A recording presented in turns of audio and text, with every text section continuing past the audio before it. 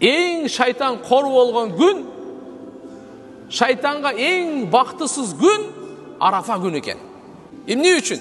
Жараткан Алла Таала бенделерин күнөөлөрүн ушунчалык кечирет экен, ушунчалык дозоктон бенделерини куткарат экен, шайтан аны көрүп туруп, мээнетин текке кетти деп, өзүнө өлүм каалап, мага өлүм болсун деп чачын жулуп, башына топурак чача турган күн деп пайгамбарыбыз айткан.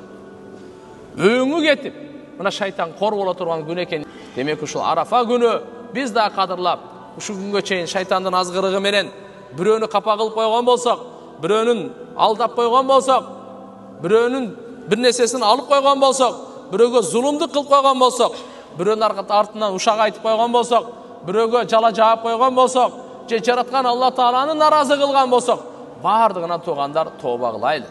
Алла Тааладан кечирим сурап, улуу күндөрдөгү кылган жакшылык